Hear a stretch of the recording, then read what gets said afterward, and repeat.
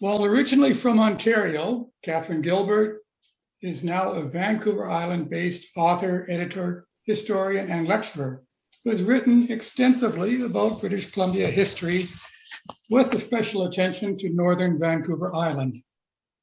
Catherine was with the museum at Campbell River for 7 years, and during that time was the contributing editor to the Campbell River Mirror newspaper of articles about the history of the area. Tonight, Catherine is her second appearance at the Nanaimo Historical Society after she presented her first book, York Island and the Uncertain War, at our meeting which we held November 2018.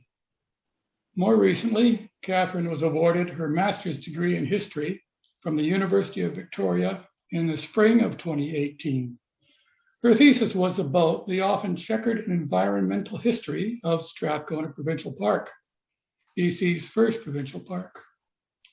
Compiling this research for her thesis into book form, which Catherine will speak with us about tonight, yielded A Journey Back to Nature, A History of Strathcona Provincial Park, released May 2021 by Heritage House Publishing.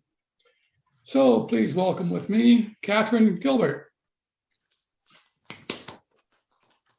Thank you, Daryl, for the introduction and for the invitation to present to your group once again. I really enjoyed myself the last time.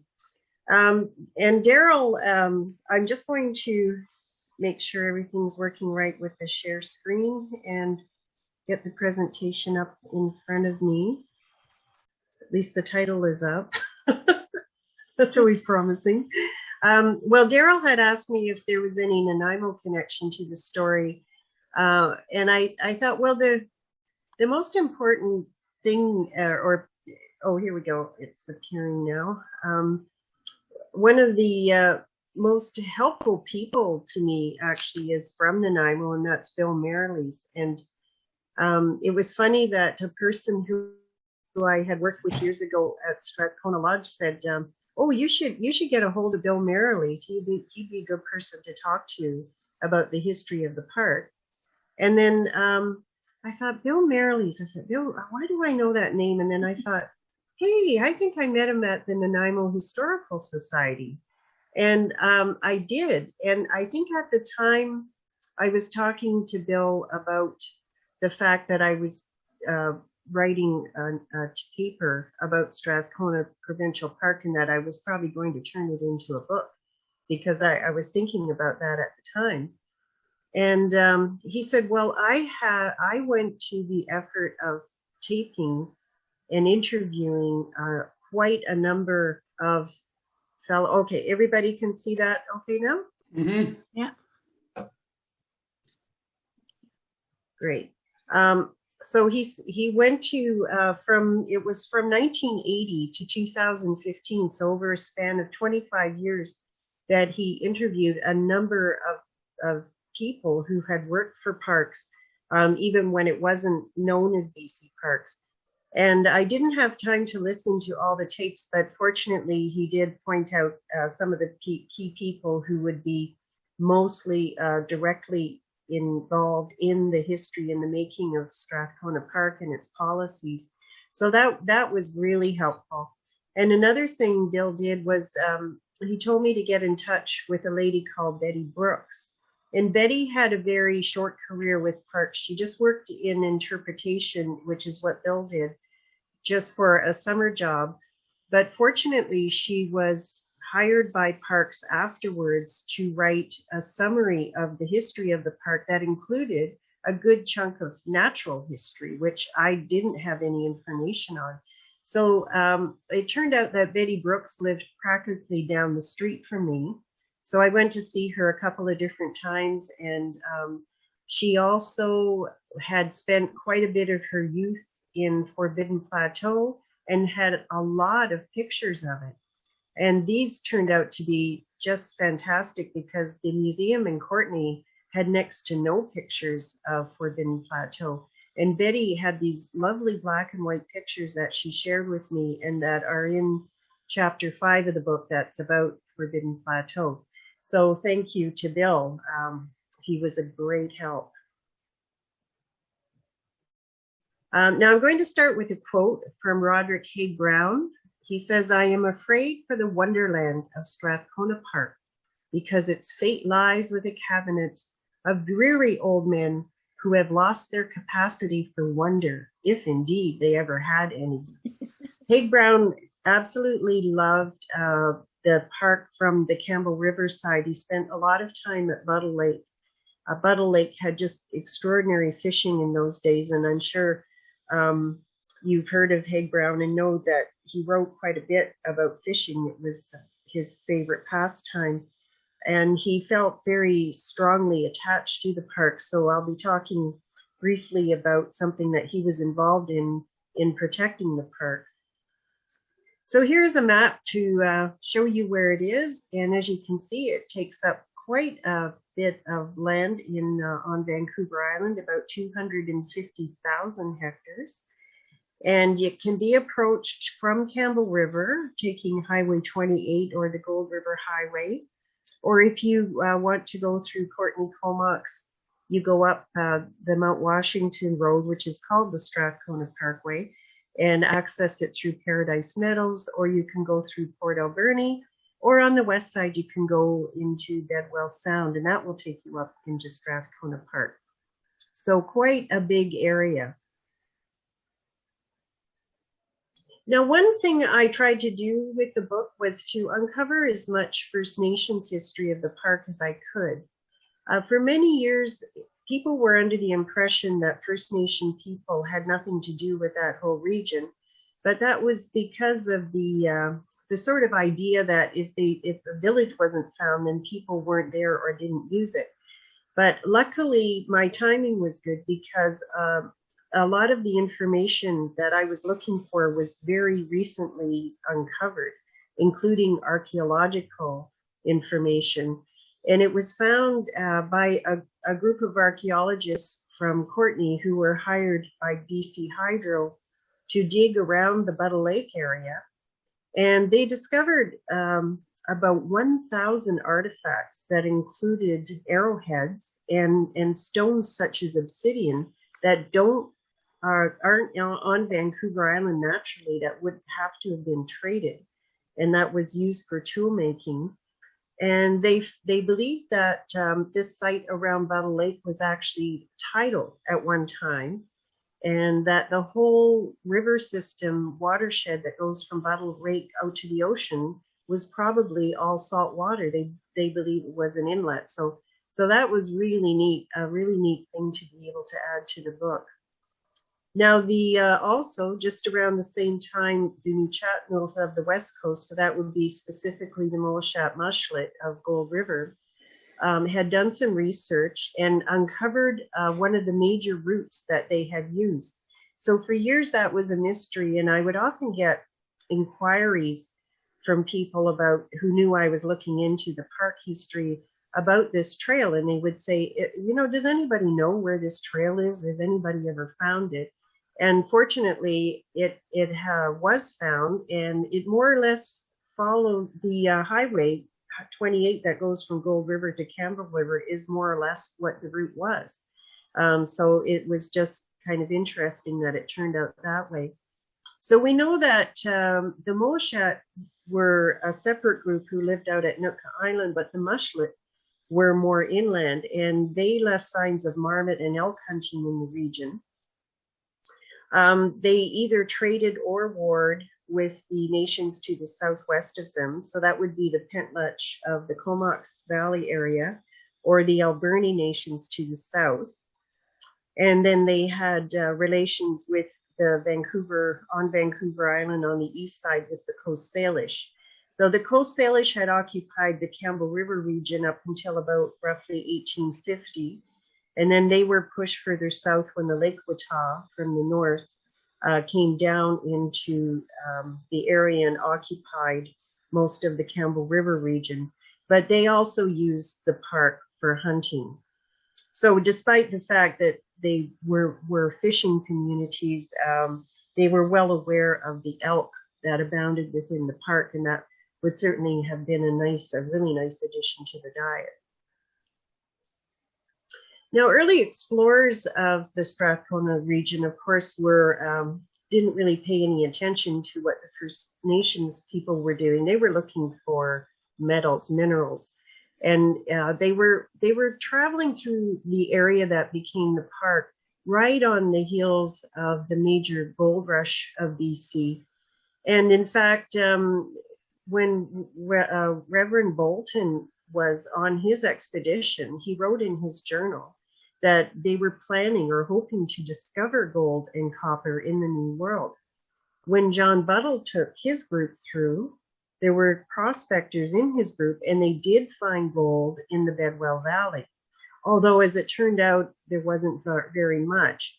But eventually, the spots where these ores were developed.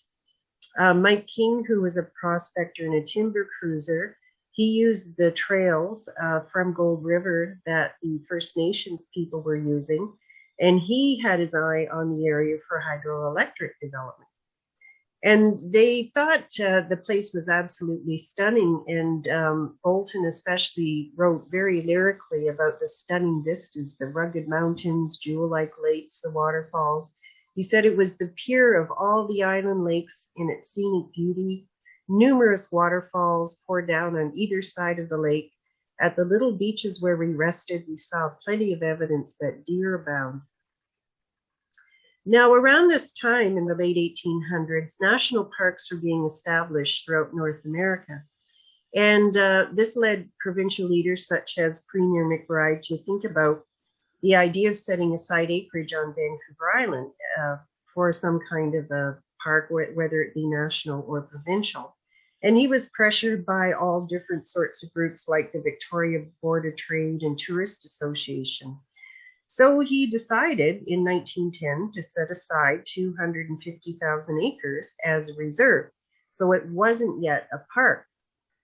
Now, in order to determine if this area would be suitable as a park, he formed an expedition, and it was under Price Ellison, who was the Minister of Lands.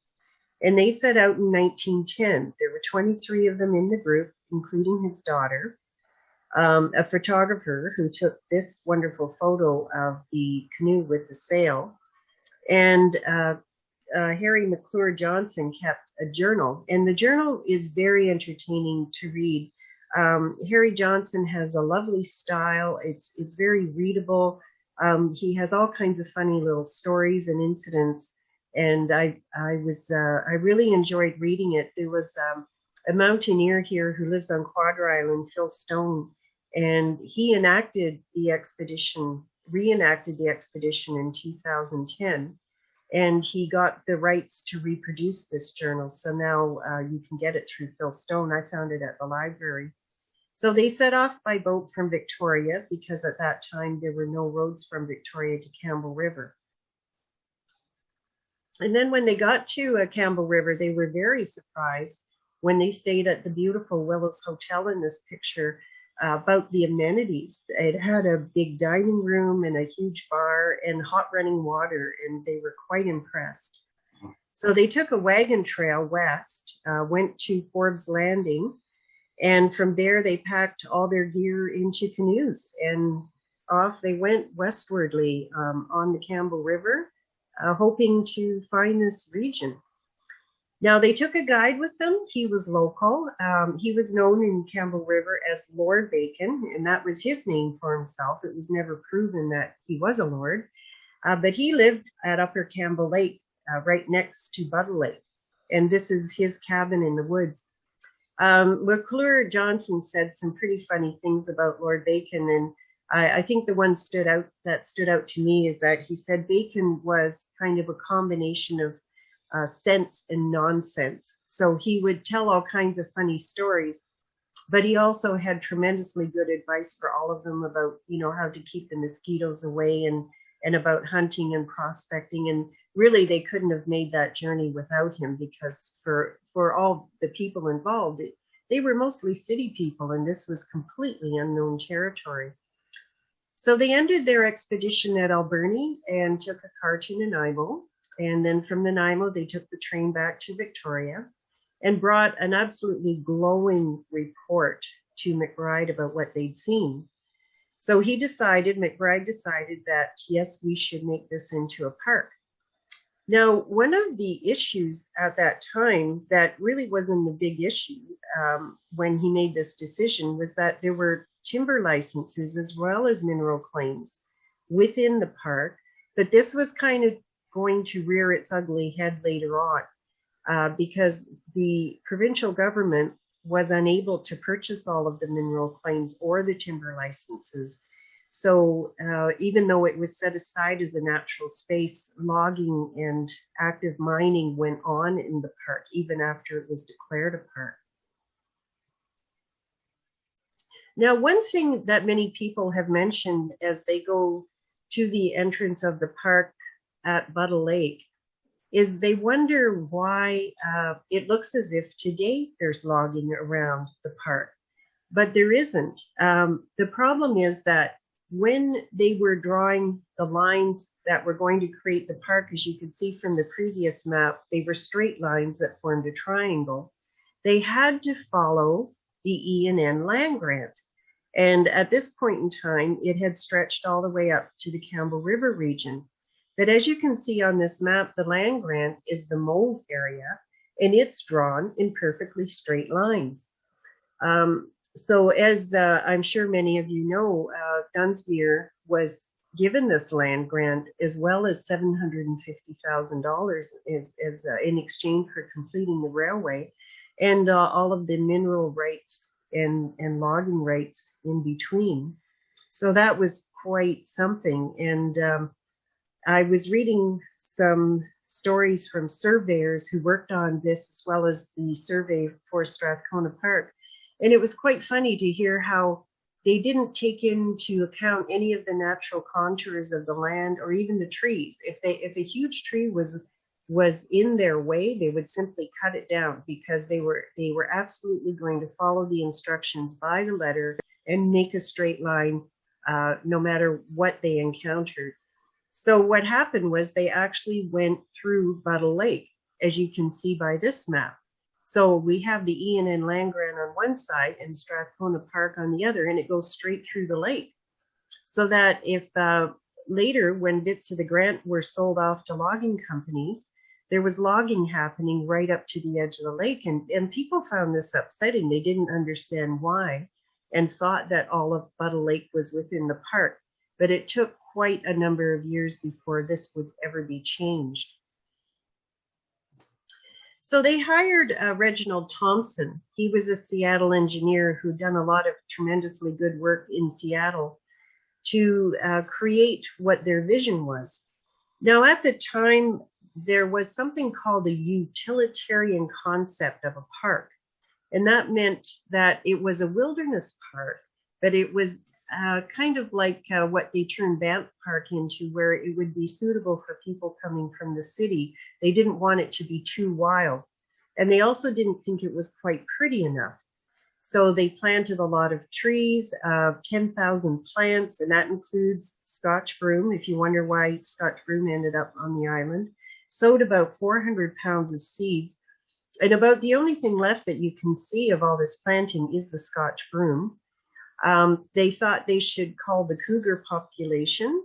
They wanted to harness hydroelectric power from the creeks in Buttle Lake, build a golf course, and extend the rail line from Victoria all the way to the park, and construct a road from Campbell River. They envisioned erecting 2 hotels. They wanted it to look like Banff Springs, one near Shepherd's Creek at the south end of Buttle Lake, and the other near Lady Falls, which is just off the road of the Gold River Highway going towards Gold River.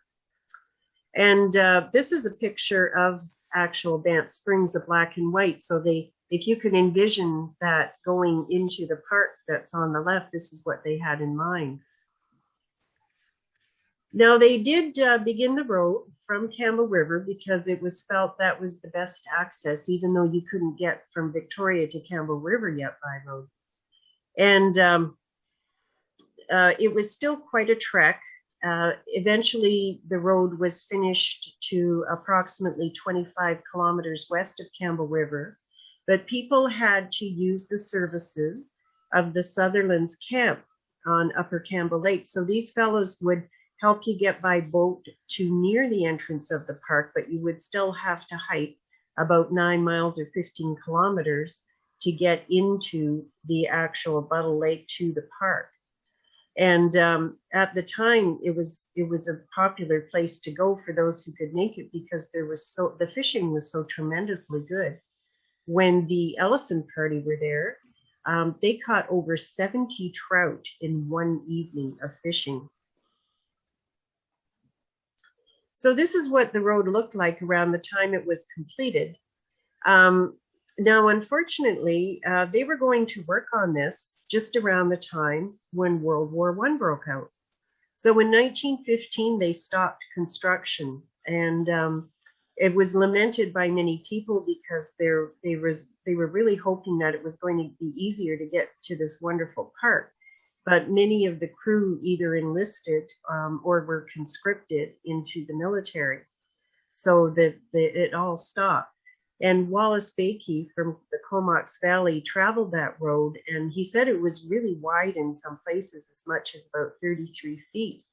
And he also lamented that there were beautiful, of course, first growth forests all along the way, and the government road workers simply burned it. And he said, oh, that could have been turned into lovely wood for building, but he was really disappointed they burned it. And he hiked into the park in about 1925 with his wife-to-be, Myra, in the middle, and sister, Rose. So Myra and Wallace were Myrna Boulding's parents, and Myrna Boulding later established Strathcona Park Lodge about 10 kilometers from the park with her husband, Jim. There's a funny story about the Myra name, because when Mike King was exploring, he met Myra Cliff's mother, who's also named as Myra. And when Myra was a baby, he said, oh, I've seen this beautiful falls in a place that I was traveling through, and I wonder if I could name it after your baby daughter. And the parents said, oh, well, of course, that would be lovely. But the funny thing was, when Price Ellison went through the same area about 20 years later, he named the same waterfalls after his daughter, Myra. So it was one of those strange stories where the same waterfall was named Myra from two completely different people. Now, they finally finished the road from Courtenay to Campbell River in 1919, so people still were hoping to get into the park. But they said that it was in very bad shape, as you can see from this car, and that anybody taking it would maybe break their springs. So this is a picture of a car broke down on that road that was not anything like a highway. And people were complaining all the time. All kinds of municipal groups were pestering the government to get this road completed, because they said there's a huge potential for tourism, but people just can't get into the park. And this is what the park looked like in the 1930s, Buttle Lake. It was quite beautiful. And this was before any dams were built along the watershed. And what happened, though, in 1927, that there was a change in the Park Act to allow for water levels to rise. This meant that there was potentially dams could be built within provincial parks. So you can see that the thinking at this time was still utilitarian. So by the 1940s, the BC Power Commission had its eye on Buttle Lake as a place to build a dam. They had a huge project going on in Campbell River that included 3 dams. And by 1948, they had already built one at Campbell River. And this allowed for a mill to be built in Campbell River. And most people were quite thrilled about this, because Campbell River just grew in leaps and bounds, and they thought it was a sign of prosperity. So the Power Commission finally finished a road to the edge of Buttle Lake so that they could go in and test to see if this was a good location for a dam. And, people were upset about this, because they thought, well, couldn't the Ministry of Transportation have done something about this a long time ago? But no, it took the Power Commission getting a road to the park. So at this time, Roderick Hayground was really worried about what could happen if they did actually build a dam at Buttle Lake. He thought it wasn't going to be good for fish habitat. And what were they going to do about all the old growth forest along the shoreline? And William Reid was a friend of his. Reid was an American who'd been educated at the University of Alberta and was the president of Ducks Unlimited. In fact, he formed the Canadian branch. And he had a cabin shown in this picture on Buttle Lake that he had purchased. It was on top of a mineral claim. So strictly speaking, you weren't really supposed to have a building on a mineral claim, but he had purchased it as such and added a few other buildings. But no, the Parks Department didn't bother him about it. Although when hearings began so that people could speak up against a dam going in the park, they would refer to Reid as a trespasser. Hayground was very upset. He wrote many letters to the newspaper. He said Buttle Lake was a key point in the park. And this battle for Buttle, it was called, went on for about 5 years. He said that Buttle Lake was the most beautiful lake he'd ever seen in his life. And again, these black and white pictures show what it looked like in those years. It turned out that William Reid's daughter was an amateur photographer, and she took all these wonderful photos. And I was introduced to the family through a historian friend of mine, and they supplied me with all these pictures, and I was just eternally grateful because I could find no pictures whatsoever that were taken within the park from 1930, 40, or 50. And all of the ones I did find came from the Reid family who live in the United States. And this again is one of their photos of Reid's plane. So Reid was a wealthy man and was able to fly in to his cabin. So finally, the commission, the Power Commission, decided that Buttle Lake wouldn't be a good place for a dam. And people congratulated Hayground and say, hey, you won the battle. They're not going to put the dam in the park. But Hayground's daughter, Mary, told me that her father felt really defeated, and he was actually depressed for about a year after. And they went up in Reid's plane, and she remembered him pointing out all of their favorite places and saying, well, this is all going to change because, despite what they're saying, even with the dam going into the neighboring Upper Campbell Lake, it's just going to spoil everything. The water's going to rise, you'll see, and they have to cut down all these trees. It's just not going to look the same. And this is what it looked like at Upper Campbell Lake when they did finally get around to building this dam. And that was completed in 1958. And as Hayground had feared, the water rose by 18 feet in Buttle Lake, and it rose in Upper Campbell Lake by 140 feet. So at this point in time, Wallace Bakey owned a logging company with his brothers, and they had quite a bit of land right in this area, in the valleys between Upper Campbell Lake and Buttle Lake. So the Power Commission gave him a piece of property because he lost so much land in the flooding. And at the time he heard there was a beautiful lodge on the opposite side of the lake from where the road was, and it was going to be flooded when the water rose. So he bought it from the Power Commission for $500. And he had this idea that he would float the building to the other side where his property was. So he and his brothers put logs under the house and turned it into a raft. And indeed, it took about a year. They floated it over and pulled it right to the top of the property. And this is what it looked like. So at the time, Myrna and Jim Bowling, who were teachers in Campbell River, they actually started in Nanaimo at Woodlands Elementary. But they moved to Campbell River at this time.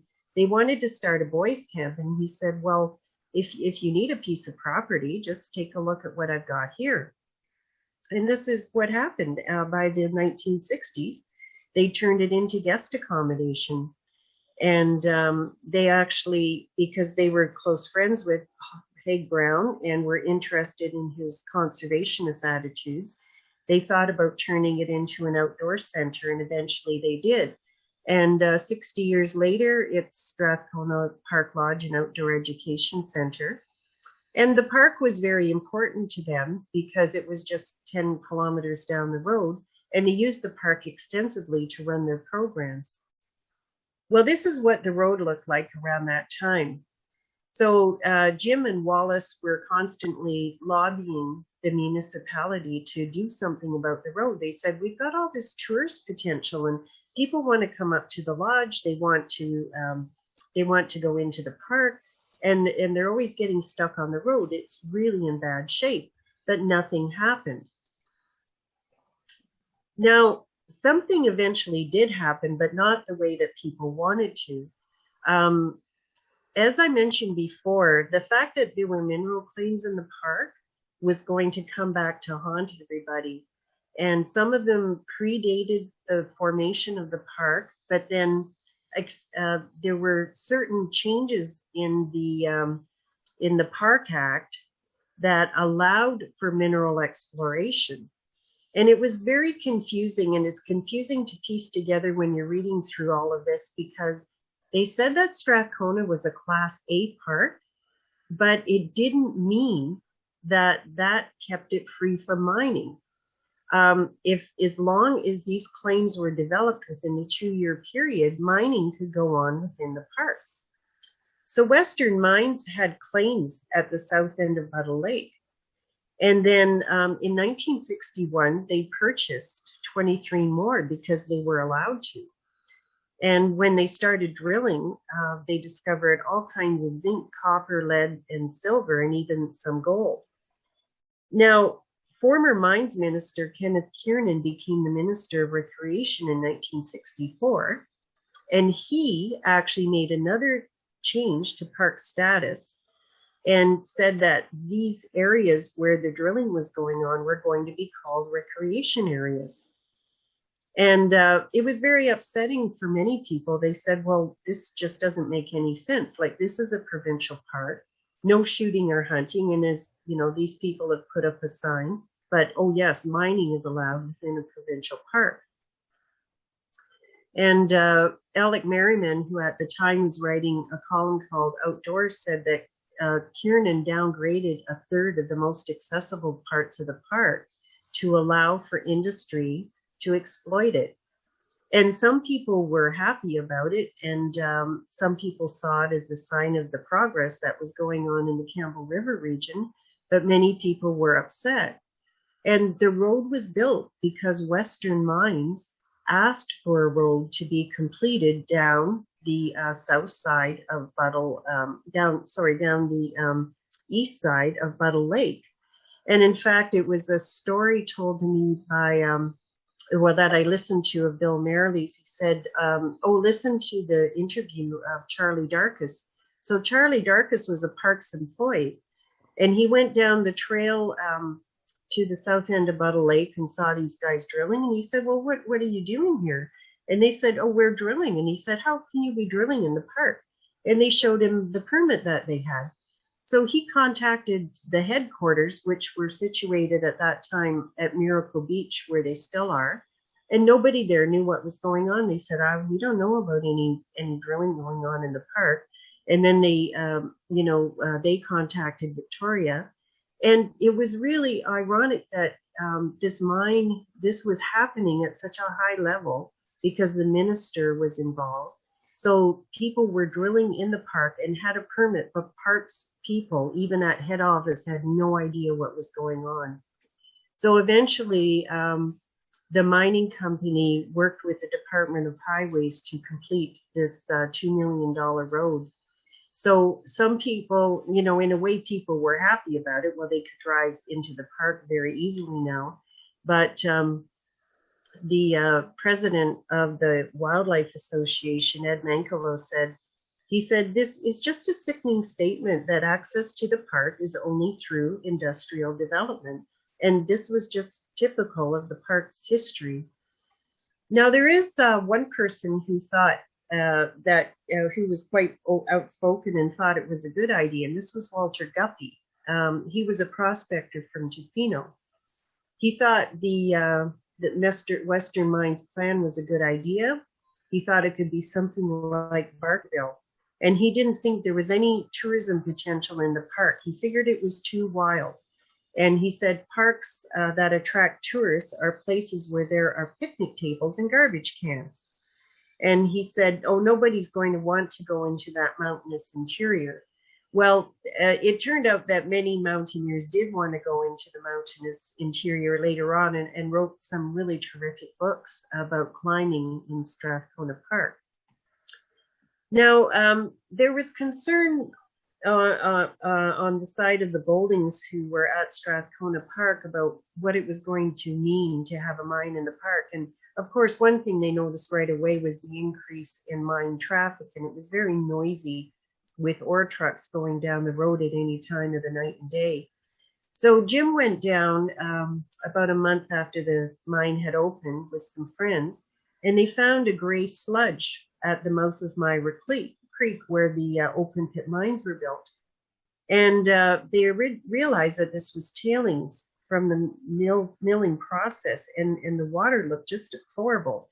So because the minister's name was Kiernan, they called this a Kiernan cocktail.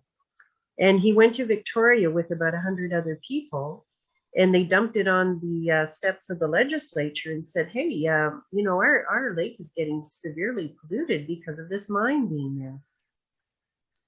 Now, it was decided that they should have some people investigate what was going on here. And they realized with testing that metal levels were very high. But Dr. Malcolm Clark, who did the testing, said, he said, no, it can't just be tailings. Tailings can't be the reason that the metal levels are high. And they realized that this was very adversely affecting the fish. Not only was it killing the fish, but the fish that were in there that weren't dead were very unhealthy.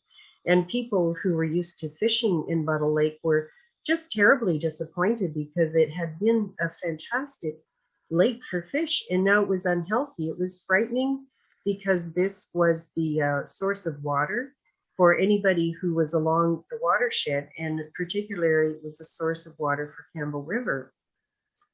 Now I'm just going to have just a very brief moment here to let you know that it wasn't all bad news at the time. So even though people were upset about the mine, a good thing happened in that same time period.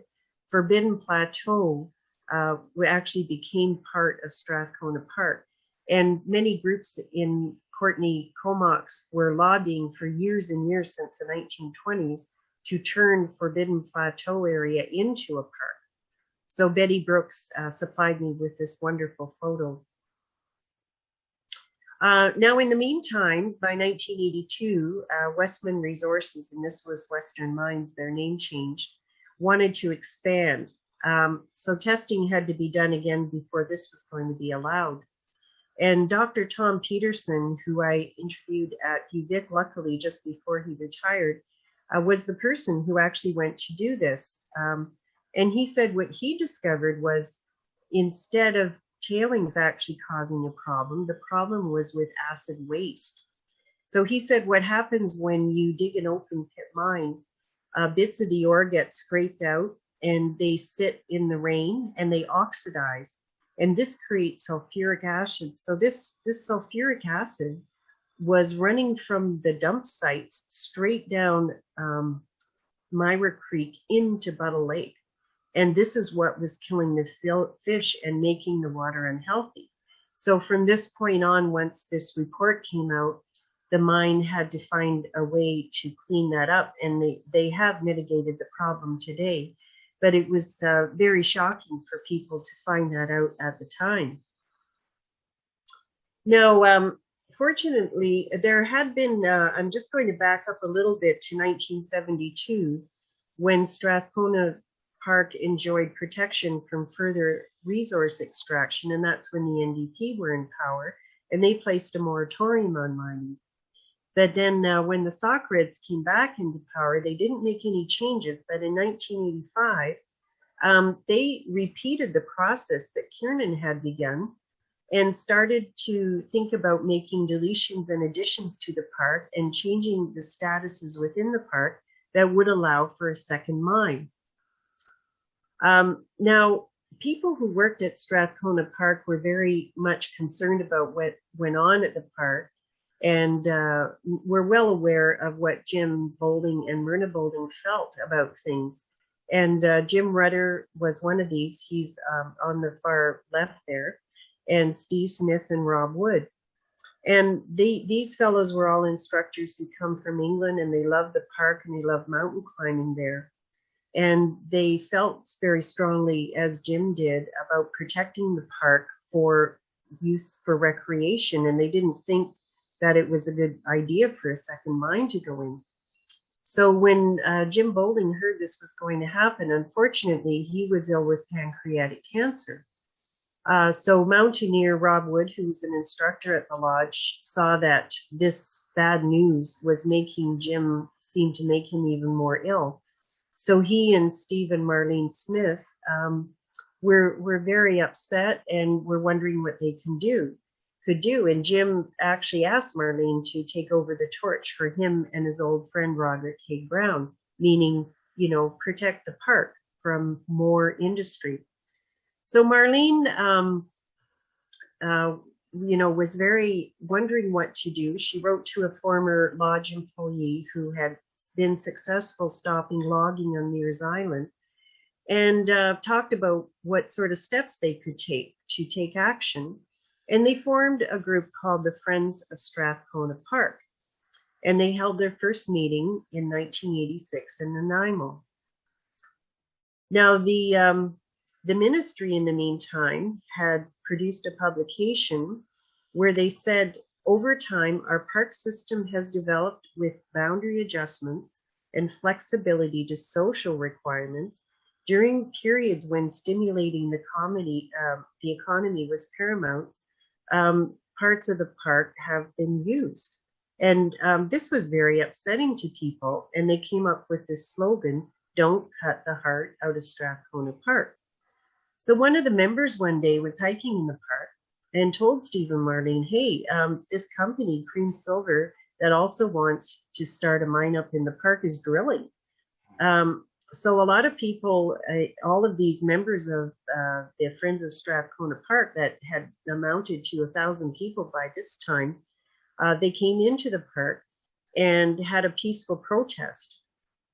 And Myrna Boulding knows David Suzuki, and she asked him to come, and he spoke at a big rally and got all kinds of good press for them. And it was very upsetting for people.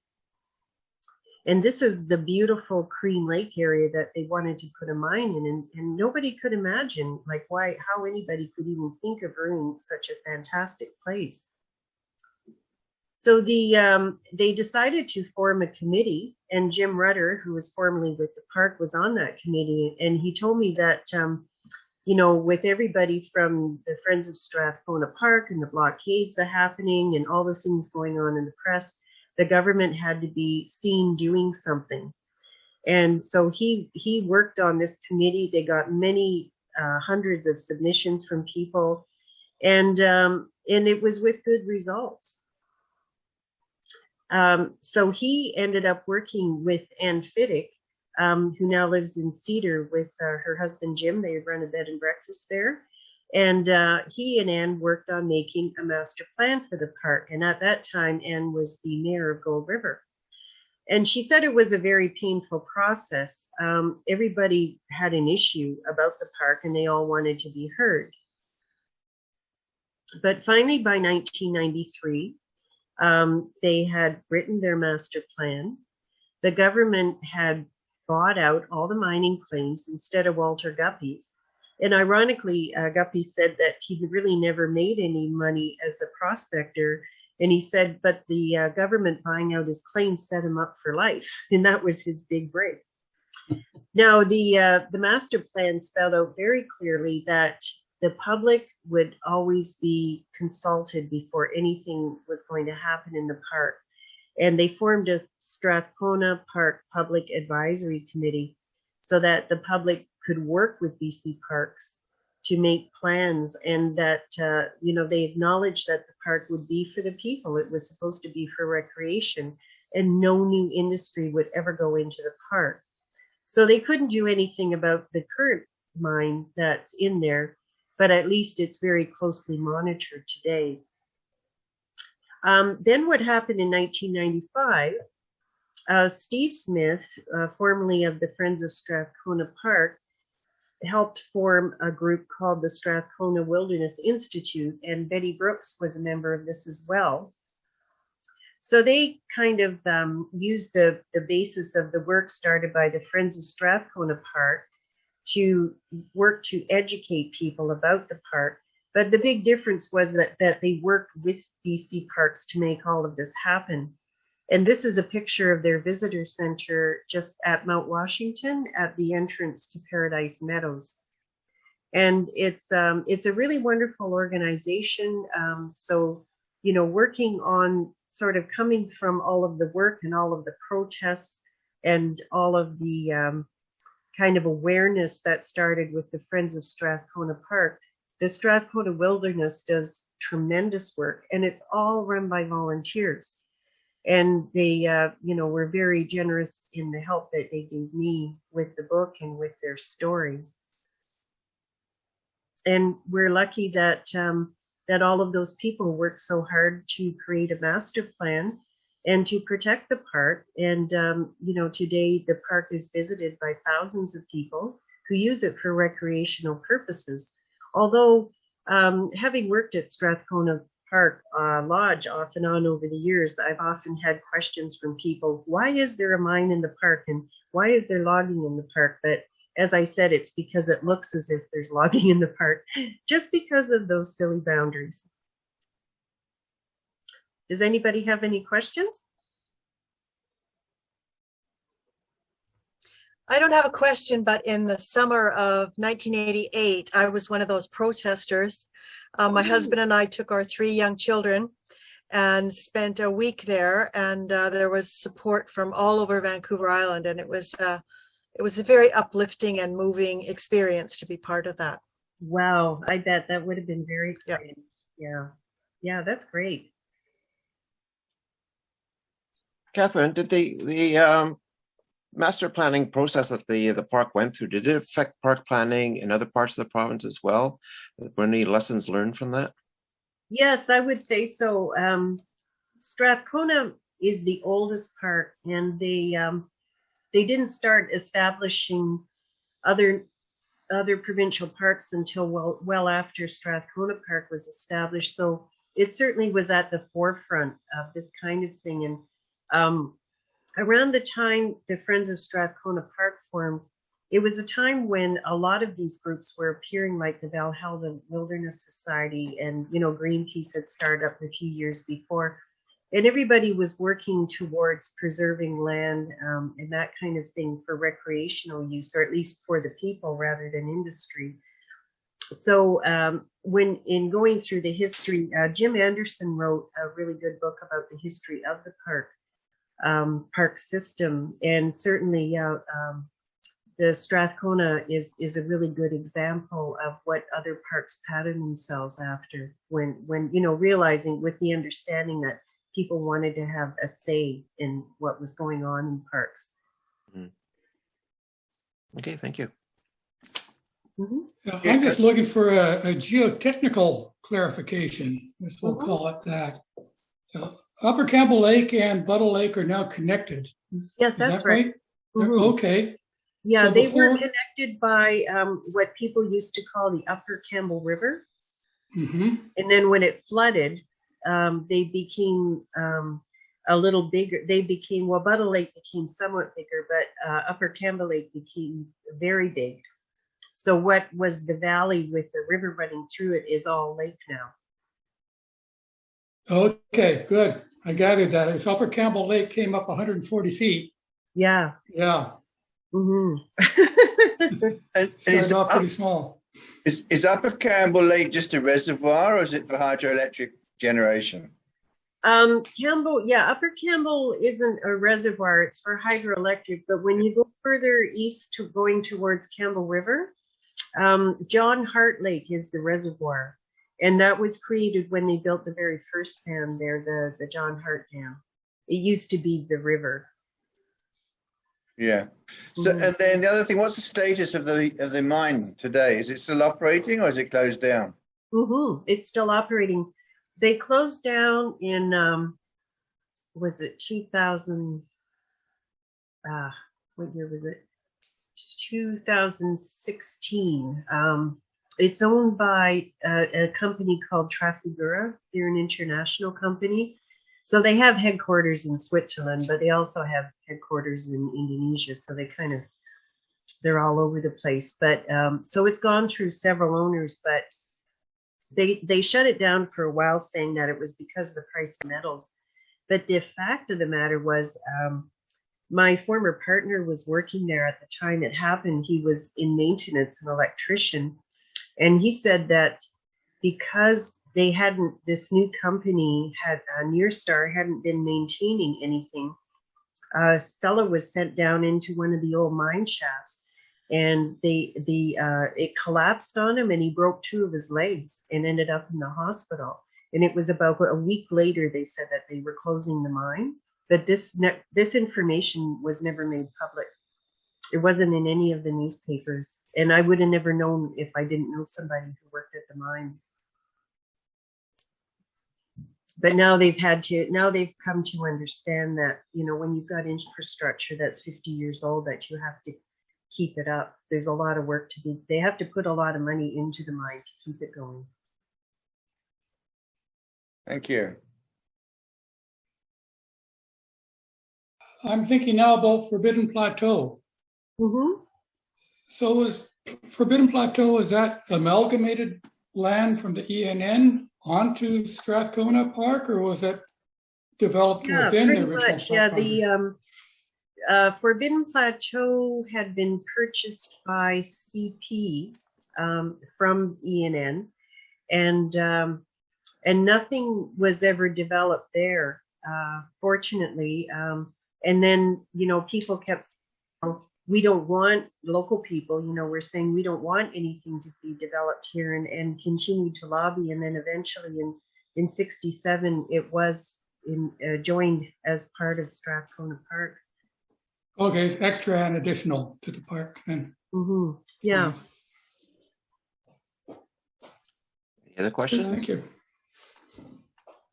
I did hike up there in Forbidden Plateau and across that glacier. Oh, did you? When I was young and fit. Yeah, it's difficult to get to. I've never been to the glacier, but when I talked to people about that possibility, they said it's really difficult. Must be getting harder too. It's getting harder, apparently. Yeah. They said just to figure out a route there is so challenging that they didn't recommend it. But they've done some neat things there now, like there was an old camp there that used to be run by this fellow Couteau, and there's a lake called Couteau Lake, and Parks has put yurts in there, so people can, if they want to go on an extended hike, they can stay in the yurts, which I think is a terrific idea. We had a children's program actually up at Forbidden Plateau for wilderness, like to take kids out. Did you ever meet Betty Brooks, or I don't recognize her, but maybe she had a different last name or something. Oh, yeah, she did. What was her? I should remember, because she told me that she had grown up next to Myrna Boulding in Comox. Hatfield. Her name was Betty Hatfield. Before her husband was a well-known painter in the Comox Valley, Alan Brooks, I think. Yeah. I think one of the really interesting things about these two areas, the Forbidden Plateau and thing, is the amount of mountaineering that's gone on there, and how it's quite a different kind of set of individuals than the normal kind of tourist or park user. Yeah, absolutely. And some really good books were written about it. Rob Wood wrote a book called Towards the Unknown Mountain. Lindsay Elms wrote a book, Beyond Nootka. And they really love the mountains and mountaineering. But one of the problems in more recent years has been because Mount Albert Edward is fairly accessible from the Comox side, a lot of people who know nothing about climbing mountains have been doing it. And then the search and rescue has to go and rescue them all the time because they go out on a summer day thinking it's okay to wear a pair of shorts into the mountain. And then it turns cold. It can even snow up there. And then they get stranded. And one guy last year, I think it was last year, the year before, he ended up falling into a lake.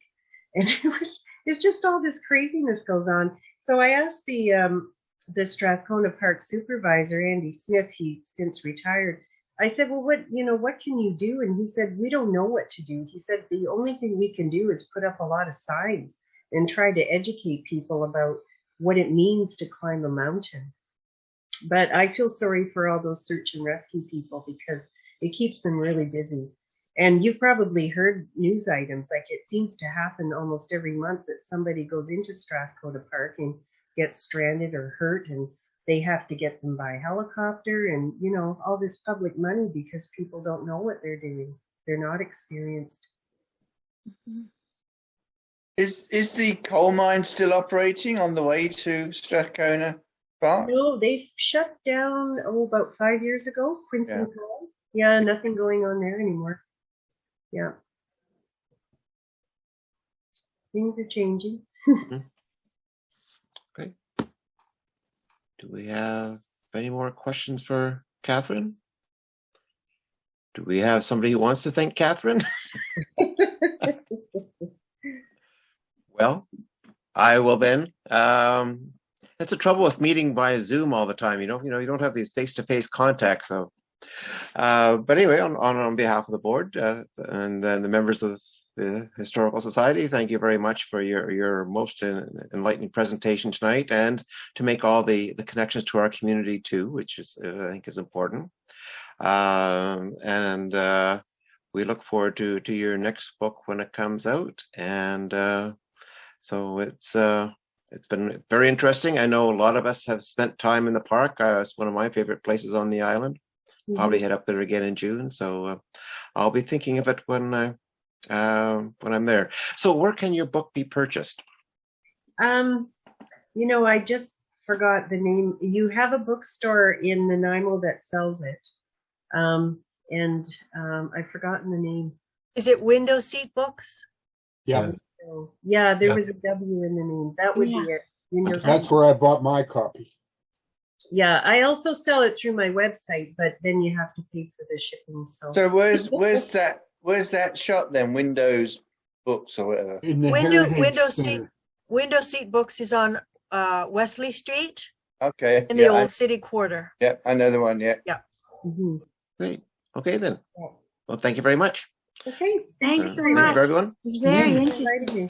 Yeah, thank you. Very interesting. Thank you so much. Thank Really you. appreciate your time. Good. I appreciate you coming. Good night. Night.